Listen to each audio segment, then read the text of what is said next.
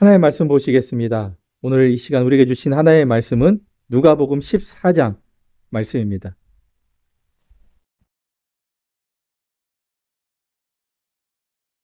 누가복음 14장 15절에서 24절까지 한 절씩 교독하시겠습니다. 함께 먹는 사람 중에 하나가 이 말을 듣고 이르되 무릇 하나님의 나라에서 떡을 먹는 자는 복되도다 하니 이르시되 어떤 사람이 큰 잔치를 베풀고 많은 사람을 청하였더니 잔치할 시각에 그 청하였던 자들에게 종을 보내어 이르되 오소서 모든 것이 준비되었나이다 하매 다 일치하게 사양하여 한 사람은 이르되 나는 밭을 샀음에 아무래도 나가 보아야 하겠으니 청컨대 나를 양해하도록 하라 하고 또 한 사람은 이르되 나는 소 5겨리를 샀음에 시험하러 가니 청컨대 나를 양해하도록 하라 하고 또 한 사람은 이르되 나는 장가 들었으니 그러므로 가지 못하겠노라 하는지라. 종이 들어와 주인에게 그대로 고하니 이에 집 주인이 노하여 그 종에게 이르되 빨리 시내의 거리와 골목으로 나가서 가난한 자들과 몸 불편한 자들과 맹인들과 저는 자들을 데려오라 하니라. 종이 이르되 주인이여 명하신 대로 하였으되 아직도 자리가 있나이다. 주인이 종에게 이르되 길과 산 울타리로 나가서 사람을 강권하여 데려다가 내 집을 채우라. 내가 너희에게 말하노니 전에 청하였던 사람들은 하나도 내 잔치를 맛보지 못하리라 하였다 하시니라. 아멘. 어제 모양실에서 설교 준비하고 있는데 저녁 때 연습하시더라고요. 사람은 얼마 없는데 한 20명 정도의 되는 사람들이 부르는 건 줄로 저는 착각할 정도였습니다. 네, 감사합니다. 아까 광고 시간에 한 가지 빠진 게 있어서 하나 말씀드리고 말씀 듣도록 하겠습니다. 성경 공부가 1월부터 시작한다고 했는데요. 대신방도 이제 시작하겠습니다. 우리 구역장님들은 각 가정별로 대신방이 언제 가능한지 그것도 확인해 주셔서 일정을 잡아주시면 감사하겠습니다. 지난주 우리는 마태복음 25장 열처녀의 비유 내용을 통해서 신랑을 맞이하기 위해 기다리는 그 처녀들이, 우리들이 무엇을 어떻게 준비해야 하는지 말씀을 들었습니다.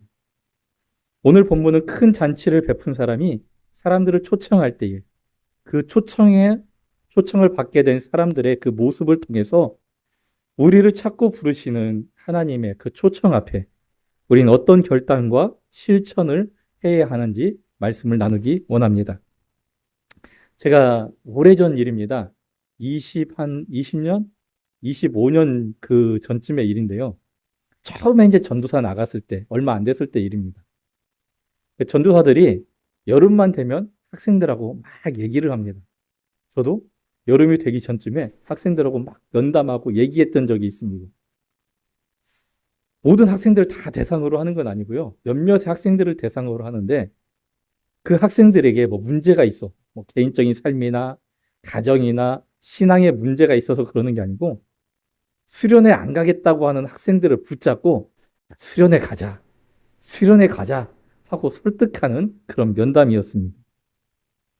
그런데 까마득해 잊고 있었는데 지난 여름에 제가 우리 한숨학교 오기 전에 사역하던 교회에서 이 선생님들과 또 부목사님이 학생들을 데리고 막 얘기하는 걸 우연히 듣게 되었습니다. 그런데 가만히 이렇게 듣다 보니까 그 상담의 내용이 제가 오래전에 학생들을 그 상담했던 내용과 똑같은 거예요. 수련회 가자. 수련회 가야 돼. 했던 그 내용을 하는 겁니다. 그런데 그 내용을 듣고 있는데 선생님들만 똑같은 게 아니고요. 학생들 얘기도 똑같은 거예요. 학생들은 안 가겠다고 하고 선생님들은 가자고 하는데 가자고 하는 선생님들의 얘기도 똑같고요. 안 가겠다고 하는 학생들의 그 핑계거리도 똑같은 거예요. 선생님 수련회비 꼭 내야 돼요? 너무 비싼 것 같아요. 화장실이 불편해요. 잠자리가 불편해요. 저는 집을 떠나면 잠을 잘 못 자요. 저는 사람들 많은데 싫어해요. 시끄럽잖아요. 친한 친구가 없어서 저 혼자 있어서 가면 심심해요. 얘기가 20년 전이나 지금이나 똑같은 거예요. 그 얘기를 들으면서 사람들은 옛날이나 지금이나 별로 차이가 없구나. 그것을 생각해 보았었습니다. 성경에도 보면요.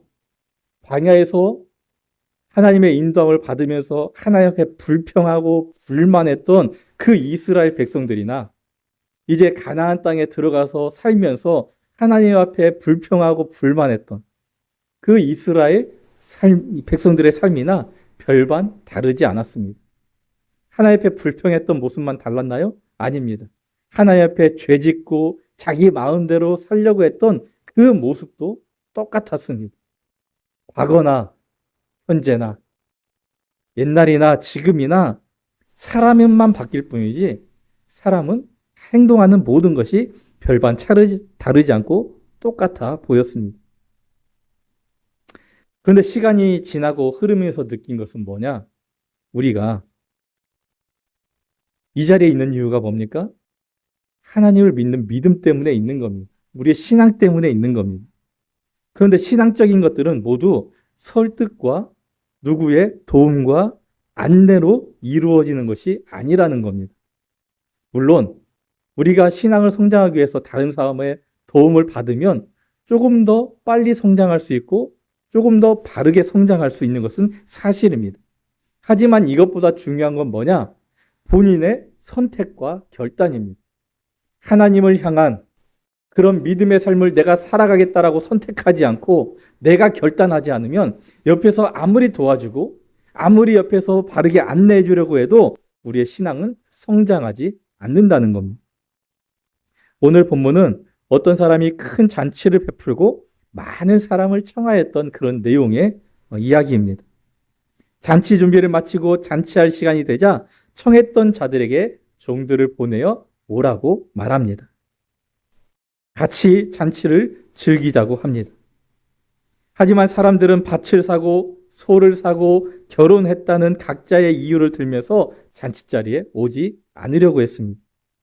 이 소식을 들은 주인은 화가 났고 종들에게 시내의 거리와 골목으로 가서 가난한 자, 몸이 불편한 자, 맹인들, 다리 저는 사람들을 다 데리고 오라고 말합니다. 종들이 주인의 말에 순종하여 가서 그런 사람들을 싹 데리고 와서 잔치체를 채웠습니다. 하지만 아직도 빈자리가 있었습니다. 그러자 주인이 이번에는 길과 산 울타리, 조금 전에는 시내의 거리였는데 이번에는 마을 밖에 있는 길과 산 울타리로 가서 거기에 있는 사람들을 강권하여 데리다 잔치자리를 채우라고 말합니다. 그러면서 처음 청함을 받은 사람들은 누구 한 명도 단 한 사람도 내 잔치를 맛보지 못하리라 말하면서 이야기는 끝을 맺습니다. 이 이야기를 조금 더 자세하게 살펴보며 우리를 초대하는 하나님의 마음과 하나님의 은혜를 거부하는 이 사람들의 모습을 통해서 우리를 초청하고 있는, 우리를 초대하고 있는 하나님의 그 부르심 앞에 우리는 어떤 결단과 행동으로 그 모습을 보여야 할지 나누기 원합니다. 어떤 일이 있었는지는 모르겠는데요. 이 주인이 기쁜 일이 있었기 때문에 잔치자리를 마련했겠죠. 그리고 그 기쁨을 나누기 위해서 사람들을 초대합니다. 그리고 초대한 이후에 기쁜 마음으로 그 잔치를 준비합니다. 준비가 끝났을 때 주인은 초대한 사람들에게 다시 종을 보냅니다. 진짜 준비가 끝났으니까 빨리 오십시오. 우리 주인의 즐거움에 같이 참여합시다. 라고 전했지만 이 종들의 말을 들은 사람들은 그 초대에 응하지 않았습니다. 오지 않았습니다. 마태복음에 이와 비슷한 내용이 기록되어져 있습니다. 마태복음 22장에 이렇게 기록되어 있는데요. 같이 읽어볼까요?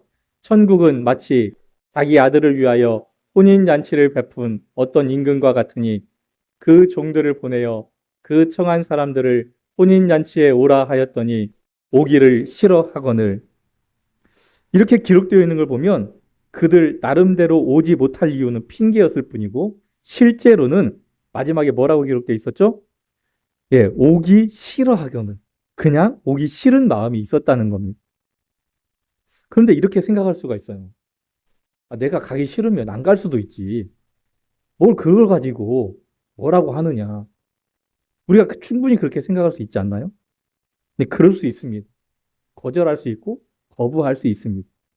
하지만 당시에 이 초청의 문화, 다른 사람을 잔치에 초대하는 이 이스라엘 백성들의 유대인들의 문화를 안다면 그렇게 말할 수 없습니다.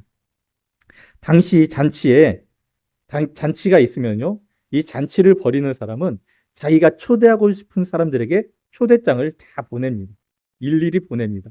이게 일반적인 잔치이든 또 결혼식의 잔치이든 초대장을 다 보냅니다.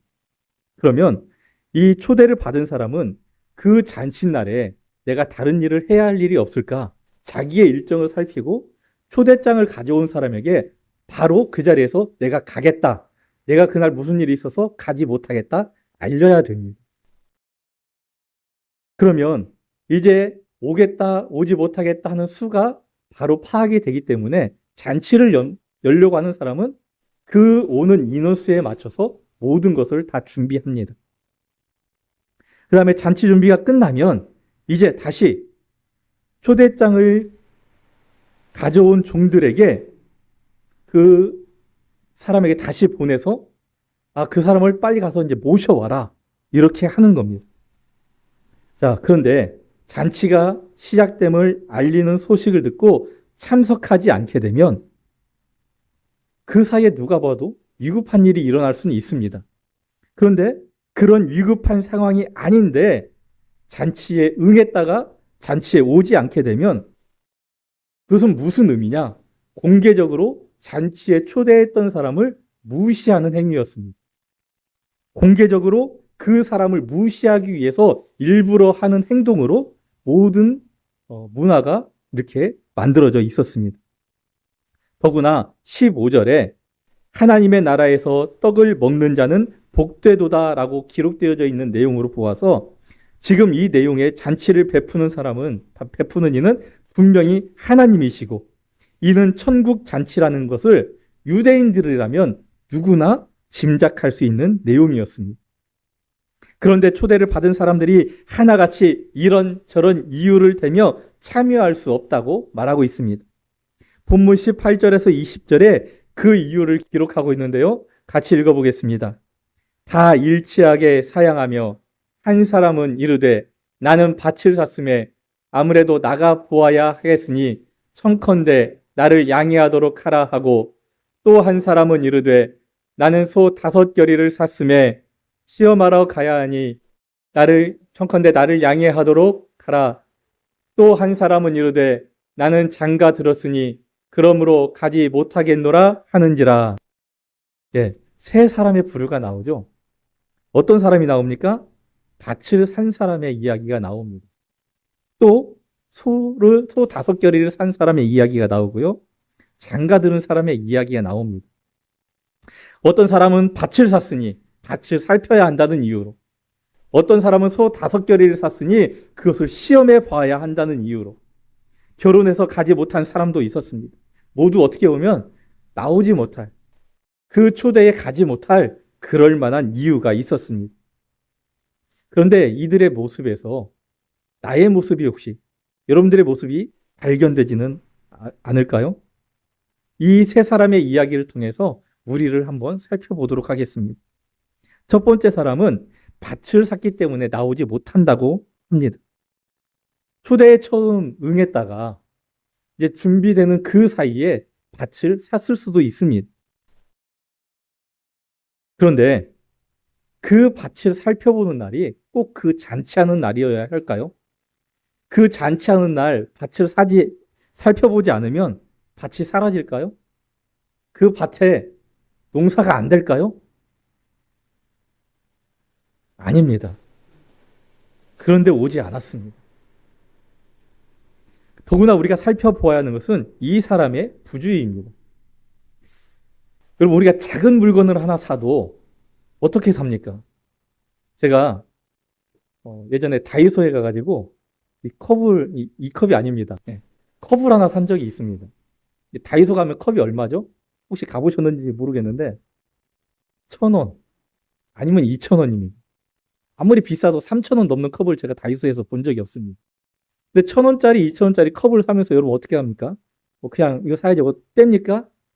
빼서 담지 않습니다. 어떻게 합니까? 컵을 들어서 혹시 모난 데가 있는지, 조금 쭈글쭈글해진 데가 있는지, 이것을 깨진 데가 있는지 다 확인하고 삽니다. 그런데 하물며 땅을 사는데 그 땅이 어떤 땅인지 살피지 않고 구입하는 사람이 있을까요? 그 땅을 사는 목적대로 내가 이 땅을 사면 그 목적을 이룰 수 있는지 가서 살펴봅니다. 농사를 지으려고 하면 이 땅이 정말 기름진 땅인지 옥토인지 가서 확인해보고, 돌이 있는지, 골라내야 될 그런 돌들이 많이 있는 땅인지 확인해봅니다.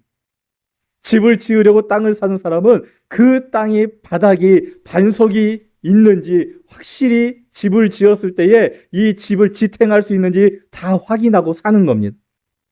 그런데 이 땅을 구입한 사람은 어떤 모습입니까? 구입한 후에야, 잔칫날이 되어서야 이 땅이 어떤 땅인지 궁금해하는 겁니다. 구입하고 나서야 그 땅이 어떤 땅인지 둘러보는 사람이 있을까요? 없습니다. 이것은 우선순위의 문제입니다. 이 사람은 지금 천국잔치에 관심이 없는 사람입니다. 물질적, 경제적 투자가 우선이며 우상이 되어버린 사람입니다. 영원한 가치인 하나님의 나라, 우리가 죽은 이후에 갈 천국, 내세에는 관심이 없는 사람입니다. 그러므로 잔치에 초대받은 사람이 밭을 산 것 때문에 잔치에 갈 수 없다라고 말하는 것은 교회 안에 있는 사람이죠. 우리와 함께 예배드리는 사람이지만 영적인 것에는 관심이 없고 세상의 물질이 우리 마음과 생각 속에 가득한 사람입니다. 세속의 영화를 추구하는 것을 의미합니다. 이 사람은 잔치에 갈 수 없다. 성경도 이 사람이 잔치에 갈 수 없는 이유는 밭 때문이다, 세상의 영화 때문이다라고 표현하고 있는 겁니다. 이런 사람은 자기를 위하여 곡간을 더 크게 지어서 그가 지은 곡식과 많은 재물을 그 곡간에 쌓으려고 하는 어리석은 부자와 같이 세상 재물이, 세상의 것들이 마음의 그 삶의 중심이 되어버린 어리석은 사람과 같습니다. 그런가 하면 두 번째 사람이 있습니다. 이 사람은 왜 못 갔습니까? 19절에 보니까 이렇게 기록하고 있습니다. 또 한 사람은 이르되 소 5겨리를 샀음에 시험하러 가니 청컨대 나를 양해하도록 하라. 여러분, 결의가 뭘까요? 결의가 뭐냐면, 우리나라는 소가 보통, 제가 어렸을 때 소가 이렇게 쟁기를 끌고 밭이나 논을 가는 모습을 보았는데 대부분 한 마리가 합니다. 제가 어렸을 때 그걸 참 많이 봤는데, 이 중동 지역은 우리나라도 지역에 따라 2마리가 이렇게 하는 데가 있는데요. 이 결의가 뭐냐면, 그림에 보면 소 2마리 사이에 이렇게 막대기 있잖아요. 이 막대기입니다.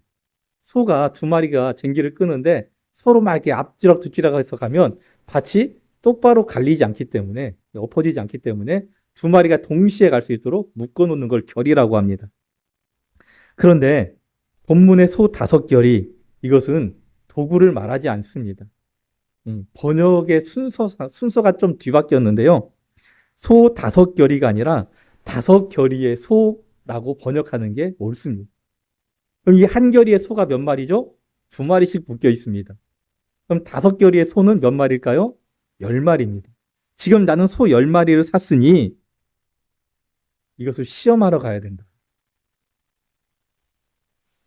그러나 이 사람도 땅을 산 사람과 같은 사람이라고 밖에 볼 수 없습니다. 땅을 구입한 사람이 구입하고 확인하러 가는 것처럼 이 사람도 10마리나 되는 소를 샀는데 확인하지 않고 시험하지 않고 구입해놓고 잔치에 오라고 하자 이 소를 확인해야 된다는 것도 말이 되지 않습니다. 여러분, 얼마나 어리석은 사람입니까? 소를 살 때요, 이 소는 당장 써먹어야 되니까, 농사에 사용해야 되니까 어떻게 해야 됩니까? 이 소가 건강한지 병이 있는지 확인해야 됩니다. 더군다나 혼자 끌고 가는 게 아니라 다른 소와 함께 결의를 맺어서 같이 끌고 가야 되니까 다른 소와 함께 어울릴 수 있는 소인지, 아니면 어떤 막 날고 뛰면서 다른 소들과 어울리지 못하는 소인지 확인하면서 사야 하는 겁니다. 그런데 당연히 확인해야 할 것을 확인하지 않고 구입한 뒤 아차 싶어서 뒤늦게 사 확인하는 이런 모습은 어리석은 사람입니다. 많은 소들을 구입해놓고 뒤늦게 시험하러 간다는 것은 상식에 맞지 않는 구차한 핑계요 변명거리에 불과합니다. 이 사람도 두말할 것 없이 하나님의 부르심에는 관심이 없는 사람이었습니다. 그러면 농경사회에서 소의 힘은 정말 대단했습니다. 사람이 하루 종일 갈아도 뒤엎지 못할 것을 소는 1시간이면 할 수 있습니다. 제가 어렸을 때만 하더라도 정말 소가 있는 사람은 이 밭을 쉽게 갈았고요. 논을 쉽게 갈았습니다. 자기의 논과 밭만 가는 게 아니라 소가 없는 사람의 집의 것까지, 물론 임금을 받고 했는지는 모르겠지만 해주는 모습을 제가 많이 보았습니다. 그러다가 기술의 발달로 1차, 2차 산업혁명이 진행되면서 기술이 발전하여 이제 소가 아닌 기계의 동력의 힘을 빌리게 되면서 소가 하던 일을 이제 트랙터나 이항기나 경운기나 이런 것들이 대신하는 것을 보았습니다. 그리고 지금은 어떻습니까? 디지털 혁신 시대를 거치면서 AI 시대라고 말합니다. 예전에 사람이 직접 했던 일, 기계가 했던 일을 이제는 로봇이 하고 있습니다. 제가 새벽 예배 때인가 한번 말씀드린 적이 있는데요. 여러분 식당에 가서 주문하면 누가 요리합니까? 요리사가 요리하잖아요. 당연하잖아요. 그런데 유튜브에 보니까 어떤 사람이 식당에 들어가가지고 볶음밥을 주문을 했는데 볶음밥이 얼마 만에 나왔을까요? 1분도 안 돼갖고 나오더라고요.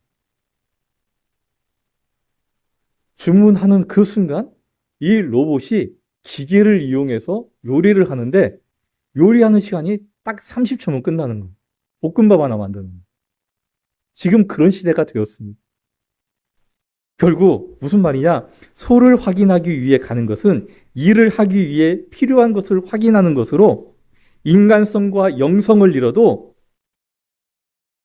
일과 그로 인해 생기는 명예 등이 우선하는 사람이라는 겁니다. 이 소를 확인하러 가는 사람은 일이 우선인 사람이고요. 자기가 어떤 일을 해냈을 때에 사람들이 인정해주는 그것을 받고 싶어하는 사람이라는 겁니다. 명예가 우선한 사람, 일이 우선인 사람을 우리는 이 소를 확인하러 가는 사람이라고 말할 수가 있습니다. 세 번째, 어떤 사람이 있습니까? 장가 가서 못 오겠다고 말한 사람이 있습니다. 어떻게 보면은 다른 사람들보다는 조금 더 그럴싸한 이유 같습니다. 왜냐하면 하나님은 이스라엘 백성에게 결혼해서 아내를 맞이한 사람은 군대 보내지 말라. 어떤 중요한 일을 맡기지 말라.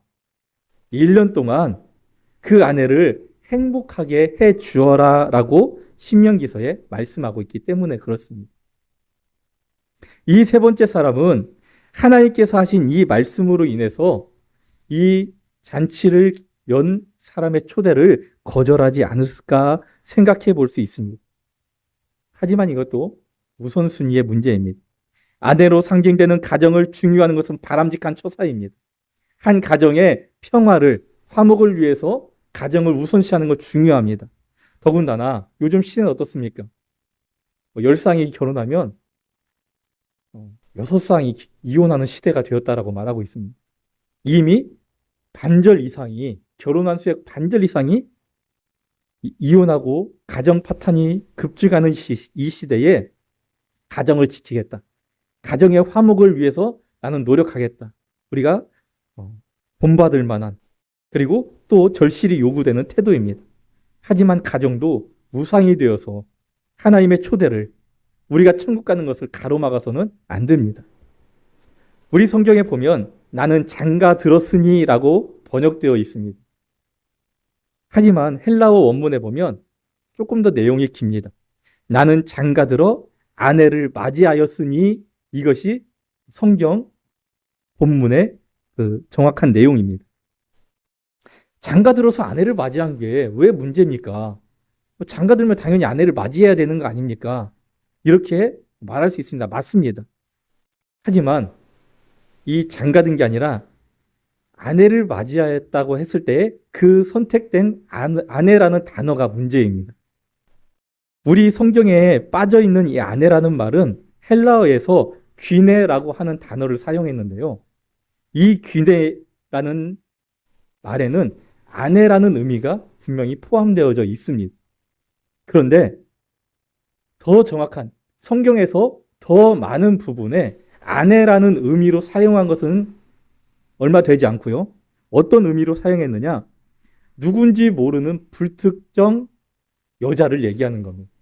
길거리에 있는 저 들판에 있는 많은 사람들 가운데 한 여자, 어떤 무리 중에 있는 한 여자를 지칭할 때에 많이 사용했던 단어입니다.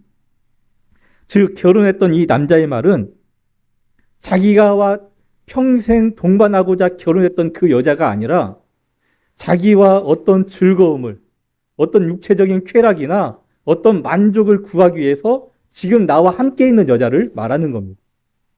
그래서 하나님께서 주시는 기쁨을 누리기 위해서 그에 응답하지 않고 지금 내 육체의 만족을 위해서 나는 가지 못하겠노라, 이 말의 의미가 나는 장가들었으니라고 성경은 기록하고 있는 겁니다. 이 사람도 영적인 것이 아니라 세상의 것에 관심을 가지고 있습니다. 특히 우리가 육체적인 만족, 성적 쾌락에 빠지게 되면 하나님의 말씀이 귀에 들리지 않습니다. 하나님의 초대에 우리가 부응할 수가 없습니다. 마태복음 24장에 세상의 마지막 때가 되면 사람들이 이렇게 한다라고 기록하고 있습니다. 먼저 나왔네요. 같이 읽어보겠습니다. 노아의 때와 같이 인자의 임함도 그리하리라. 홍수전에 노아가 방주에 들어가던 날까지 사람들이 먹고 마시고 장가들고 시집가고 있으면서 홍수가 나서 그들을 다 멸하기까지 깨닫지 못하였으니 인자의 임함도 주님이 다시 오시는 그날까지 사람들의 삶이 어땠습니까? 하나님께서 기뻐하시는 것을 행하며 사는 것이 아니라 자기 눈에 보기 좋을 대로, 자기가 원하는 대로 이 세상에 주는 만족, 이 세상의 기쁨을 누리기 위해서 살았다는 말씀입니다. 이들은 하나님의 초대에 응했던 사람들로 하나님과 관계를 맺고 있던 사람들이었습니다. 밭을 산 사람도, 소를 산 사람도, 장가들었다고 말한 사람도 다 초대에 응했던 사람들입니다. 교회 안에 있던 사람들이라는 겁니다. 그러나 실상 이들의 마음속에는 하나님과 하나님이 원하시는 것이 아닌 세상의 것들로 가득 차 있었습니다. 그 결과 하나님은 이들에 대해 분노하였고 다른 사람들을 하나님의 잔치에, 하나님이 예비하신 천국에 초대하라고 말씀하고 있습니다. 주인이 노하여 그 종에게 이르되 빨리 시내의 거리와 골목으로 가서 가난한 자들, 몸 불편한 자들, 맹인들, 저는 자들을 데려와라 말하고 계시는 겁니다. 이들은 선민 이스라엘 중에서 이스라엘 무리에 속하는 사람들이었습니다. 하지만 소외된 사람들이었습니다. 하나님께서 이들을 초대해서 우리가 무시하고 우리가 외면했던 사람들을 초대해서 우리를 대신하여 하나님의 잔치자리에 채우려고 하시는 겁니다. 당시 이 병들고 장애가 있던 사람들은 하나님께 저주받은 사람이라고 이 유대인들은 그 사람들을 무시했고요. 그 사람들은 구원받지 못할 사람으로 여겼습니다. 그러나 하나님은 우리의 생각을 뒤엎으시고 우리가 이것은 아니다라고 하는 사람들을 통해서 하나님의 잔치자리를 채우시고 하나님의 역사를 이루어 가십니다. 어떨 때 그럽니까? 하나님께서 택하신 우리가 하나님의 뜻대로 살지 못할 때, 하나님의 초청에 응하지 않고 우리가 하나님의 말씀에 순종하지 못할 때 하나님은 우리를 버리시고 우리가 외면했던, 우리가 아니다라고 생각했던 사람들을 하나님의 잔치자리에 천국으로 불러 입성시키게 하신다는 말씀입니다. 집을 나간 탕자가 있었습니다. 그가 돌아올 때에 아버지가 어떻게 했습니까? 잃었던 아들이 돌아옴을 기뻐했습니다. 그 아들을 위하여 잔치자리를 베풀었습니다. 하지만 모든 사람이 와서 축하할 때에 누가 그 잔치자리에 오지 않았습니까? 아버지와 함께 있던 아들이 오지 않았습니다. 집 나가지 않았고 아버지와 함께 그 집안일을 다 묵묵히 감당했던 그 아들은 아버지의 잔치자리에 오지 않았습니다. 그 잔치자리의 주인공이 되지 못했고 외면받고 꾸중을 듣게 되었습니다. 우리가 그렇게 되어서는 안 된다는 겁니다. 하나님께서 우리를 부르실 때 우리는 응해야 합니다. 주인의 말대로 시내의 거리와 골목으로 나가서 사람들을 데려왔지만 아직도 자리가 비어 있습니다. 그때 주인이 또 뭐라고 합니까? 이제는 마을 밖으로 나가서 길과 산 울타리로 나가서 그곳에 있는 사람들을 강권하여 데려다가 내 집을 채우라 말씀하십니다. 하나님은 우리를 위해 구원의 자리, 기쁨의 자리, 잔치의 자리를 준비하시고 우리를 초대했습니다. 누구를 초대했습니까? 우리를, 저를, 여러분들을 초대했다는 겁니다. 하지만 많은 사람들이 세상의 재물과 재물이 만드는 화려함에 시선을 빼앗깁니다. 일과 명예가 주는 자기 만족과 뿌듯함에 마음을 뺏겨버리고 맙니다. 쾌락과 쾌락이 주는 즐거움에 정신과 삶을 빼앗기며 하나님의 초대와 하나님의 부르심을 거부하고 있습니다. 여러분은 어떻습니까? 혹시 하나님의 잔치 자리에 초대받았지만 죄악된 것에, 이 세상 것에 우리의 시선과 마음과 삶의 시간들을 빼앗기고 있지 않습니까?